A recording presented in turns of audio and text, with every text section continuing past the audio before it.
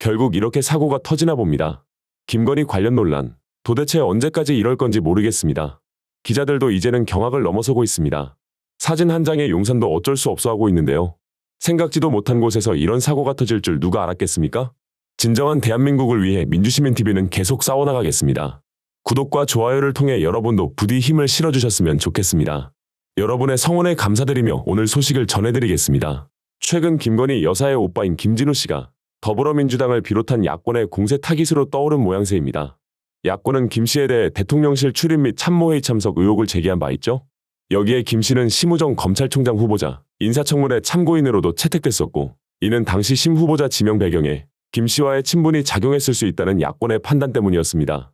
민주당은 대통령실을 상대로 27일 진행된 국회 운영위원회 전체회의에서 김진우 씨의 대통령실 출입 의혹을 제기했었습니다. 박성준 의원은 정진석 대통령실 비서실장에게 공식직함이 없는 대통령 가족이 회의에 참석할 수 있느냐고 먼저 질의했고요. 이에 정 실장이 그런 경우는 못 봤다고 답하자 박 의원은 지금은 아니지만 권력 초기에 김 여사의 오빠 김진우 씨가 대통령실에 출입했고 공식이든 비공식이든 회의에 참석했다는 제보가 있다고 말했습니다. 그러자 정 실장은 가짜뉴스라며 이렇게 카더라식 질문은 할 줄 몰랐다. 유감스럽다고 목소리를 높였습니다. 대통령실 출신 국민의힘 의원들도 규탄에 나섰습니다. 대통령실 시민사회 수석비서관을 지낸 강승규 의원은 아무리 면책특권이 있다고 하더라도 팩트에 근거해 품위 있게 진행해야지. 이렇게 질문하면 누가 신뢰하겠느냐고 반문하기도 했고요. 대통령실 국정기획비서관 출신인 강명구 의원도 대통령실에 처음부터 근무하면서 김 여사 오빠를 만난 적이 없다. 예전 최순실 국정농단 프레임을 가져와 복붙하는 것 같은데 전혀 사실이 아니다라고 말하기도 했습니다. 이 당시 민주당은 같은 날 김 씨를 심우정 검찰총장 후보자 인사청문회 참고인으로 채택하기도 했습니다. 국회 법제사법위원회는 전체회의를 통해 9월 3일로 예정된 심 후보자 인사청문회에서 증인 1명과 참고인 7명의 출석을 요구하는 안건을 의결한 겁니다. 김 씨는 윤 대통령 처가의 가족회사로 알려진 한 부동산 개발업체 대표로 심 후보자와는 휘문고등학교 동창 사이였고 야권에선 윤 대통령의 심 후보자 지명 배경에 김 씨와의 친분이 작용했을 것으로 예측하고 있기도 했습니다. 논란은 여기서 끝나지 않았죠. 전현희 더불어민주당 최고위원은 29일 김건희 여사의 오빠 김진우 씨가 심우정 검찰총장 후보자 지명 과정에 개입했다면 엄청난 국정농단이 될 수 있다는 주장을 펼치기도 했었습니다.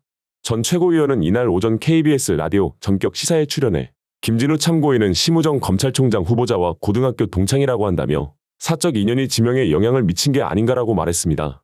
이어 그 과정에서 어떤 역할을 했는지 이런 걸 살펴볼 필요가 있다고 덧붙였습니다. 앞서 국회법제사법위원회는 다음 달 3일 열리는 심 후보자 인사청문회에 김 씨를 참고인으로 부르기로 지난 27일 전체회의에서 결정한 바 있습니다. 한 달여가 지난 지금은 어떨까요? 김건희 관련 논란이 어느 정도 가라앉았을까요? 오히려 더 심해진 양상입니다.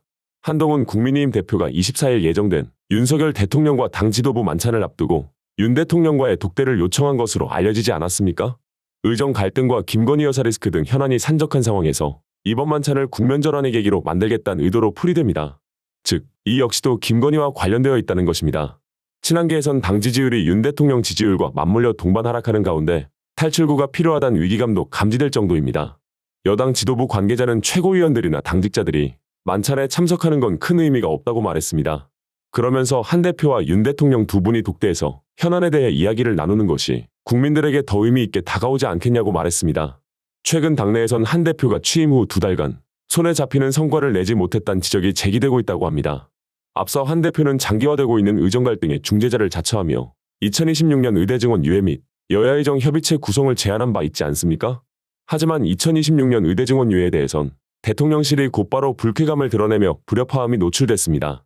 추후 대통령실이 원점 재검토 가능성을 시사했지만 의료계의 참여 거부로 인해 여야의정 협의체 구성은 여전히 난항을 겪고 있습니다.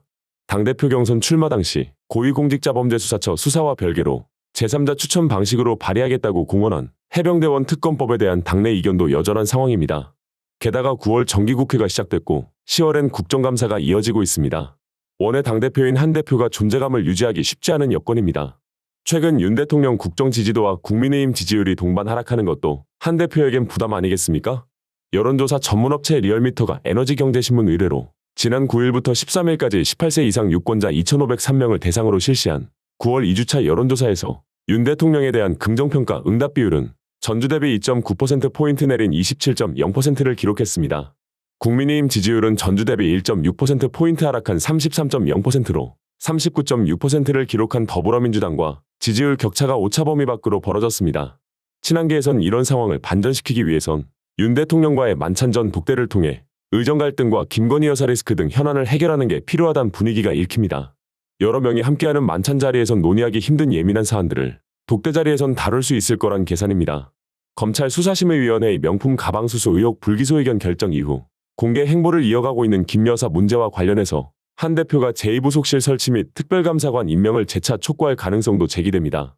뿐만 아니라 조규홍 보건복지부 장관과 박민수 복지부 제2차관의 경질론도 언급될 가능성이 있습니다. 또한 갈등론이 제기되어 온 한 대표와 윤 대통령이 독대하는 사실 자체가 당정 화합 모양새를 띠며 지지율에 좋은 영향을 미칠 거란 관측이 나오고 있습니다. 당 고위 관계자는 두 사람이 단둘이서 만나 얘기할 수 있다는 걸 보여주는 것 자체가 하나의 메시지가 될 것이라고 말하기도 했습니다. 문제는 독대 요청에 대한 대통령실의 답은 없는 것으로 알려졌다는 부분일 겁니다. 24일 만찬에는 한 대표, 추경호 원내대표, 최고위원 주요 당직자, 대통령실에선 정진석 비서실장, 성태윤 정책실장, 신원식 안보실장, 수석비서관 등이 참석할 예정이라고 합니다. 이게 동네 친구들끼리 만나는 모임이 아니면 대체 뭡니까? 윤석열 대통령이 22일 체코에서 원전 동맹 구축을 위한 발판을 마련하고 돌아온 가운데 여당 지도부 만찬을 비롯해 산적한 국내 현안이 기다리고 있는 상태라는 것입니다. 윤 대통령은 이날 휴식을 취하며 체코 출장 중 쌓인 국내 현안을 챙길 것으로 보이지만 얼마나 성과를 낼지는 모릅니다.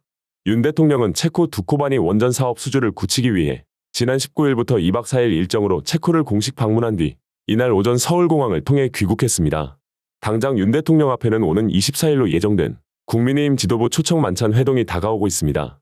윤 대통령과 여당 지도부가 만찬을 함께하는 것은 지난 7월 이후 약 2개월 만이지 않습니까? 대통령실과 당 지도부는 체코 방문 성과를 공유하는 한편 추석 민심점검, 의료개혁 등 개혁과제, 민생 현안 등을 논의할 계획이라면서 당대표를 안 부른다는 게 대체 뭡니까? 대통령실 관계자는 만찬이 연기되면서 나왔던 억측을 불식시키고 여러 현안에 관해서도 허심탄회하게 논의하게 될 것이라고 밝혔습니다.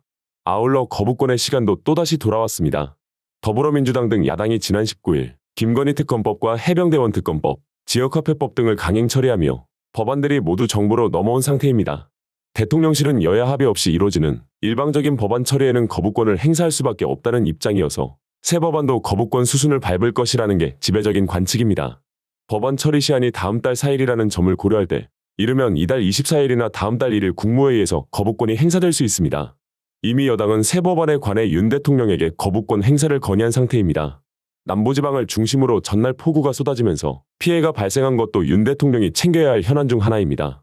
부산과 경남 등에 많은 비가 내리면서 주택 침수와 열차 운행 차질, 항공편 통제 등 각종 피해가 이어졌습니다. 민생을 위해 만찬을 미뤘다. 만찬 자리에서 민생 문제를 다뤘다는 소식은 들리는데 어이없게도 그렇게 만찬을 가져놓고 현실에서는 개선된 것이 없습니다. 오히려 퇴보했으면 퇴보했지. 그는 제자리 걸음조차 못했습니다. 아직도 이러고 앉아있는데 국민이 대통령이란 자가 술과 놀거리만 생각한다는 말을 안 하게 생겼습니까? 오늘 준비한 소식은 여기까지입니다.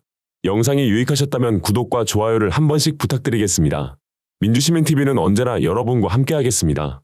시청해주셔서 진심으로 감사드립니다.